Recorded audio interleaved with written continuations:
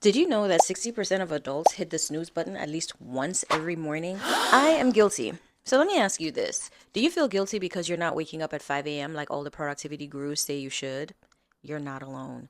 And here's the truth, waking up early doesn't have to mean 5 a.m. So there's this huge trend online around waking up early. You know, the 5 a.m. routines, the 4:30 miracle mornings, even 3:30 a.m. wake up calls. But here's the problem. It makes us feel like if we're not up before the sun, we're already failing. So, what if we rebranded wake up early to simply wake up earlier? Because for many of us, just getting up 30 minutes earlier than usual can transform our day without the pressure of being part of the 5 a.m. club.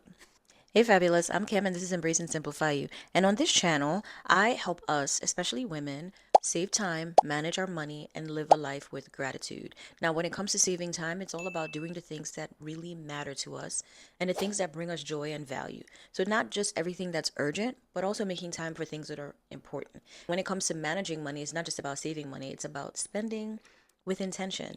So, I do this by having a lot of tools and resources, and check the description and you will find all the things that I have for you. So let's get into this series that I'm doing called Take Back Your Morning series. And listen, 5 a.m. is not for everybody. And I'm going to continue to explain why, because believe me, I have woken up at all hours of the morning this year.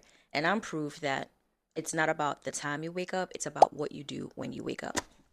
So the issue is that waking up early is sold as a one size fits all routine, and you've probably seen the 5 to 9 before your 9 to 5 videos or even my 3:30 a.m. morning routine that can create pressure if you can't do that.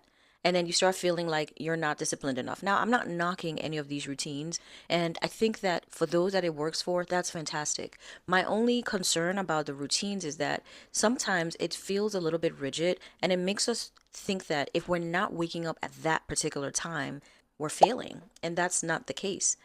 Because here's the truth, there's no magic in the time. It's just about, honestly, getting into the habit of waking up earlier. So there are real reasons why waking up early can feel hard.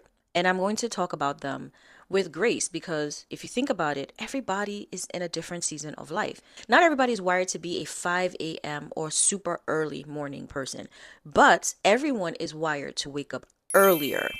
And then there's lifestyle because sometimes if you're going to bed late, no alarm is going to instantly give you that boost you need to wake up early.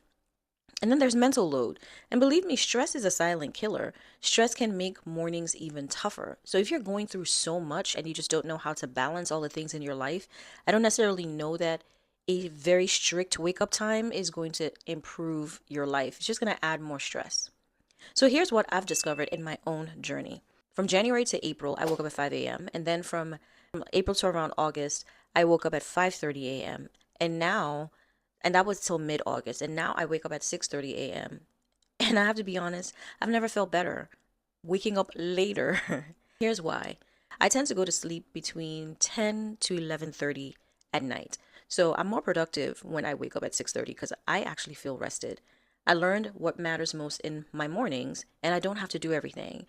So my morning routine is simple. I either do yoga or Pilates, I meditate, I spend time with God, and then I work on my passion projects, the things that bring me joy. So my brand, Embrace and Simplify You, and anything around learning and growing is what I try to do in my mornings before I start my workday. Because I really had to release myself from doing everything in the morning. Because when it came time for me to log into work, I was exhausted because I was waking up so early at 5 or 5:30 in the morning and I was really trying to do everything. That is not advisable. Now, if you don't work full time, then maybe you can finagle how you work your mornings. But for those of us that do, and you have life outside of everything else, you have other responsibilities, I would just suggest that figure out what is going to energize you in the morning. What are the things that will make you feel fairly accomplished if you get done in your morning, and find out how long is it going to take for you to accomplish those things, and that's the amount of time you might need in your mornings before you start your 9 to 5. So if you've been struggling to wake up early, remember this, it's not about 5 a.m., it's about waking up earlier than you do now. And do it in a way that makes sense for your life. Give yourself grace, keep it simple, and focus on what actually energizes you. So, if this has helped you rethink your morning routine, I would love for you to join the Fab Fam. Please hit the like button. I would love for you to subscribe and join this growing community so that YouTube can push the video to others like you. So, comment below, what time do you usually wake up? I'd like to hear, and let's engage, please. And if no one has told you this today, you're valuable, you have purpose, you're more than enough, and you are fabulous. So in my next video, I will share my realistic 5 a.m. morning routine. And believe me, it is not what you think. But before that video hits, I would like for you to watch what is popping up on the screen. And I did a whole series about boredom, and I think you'd find that valuable. I'll see y'all in my next. Bye, everyone.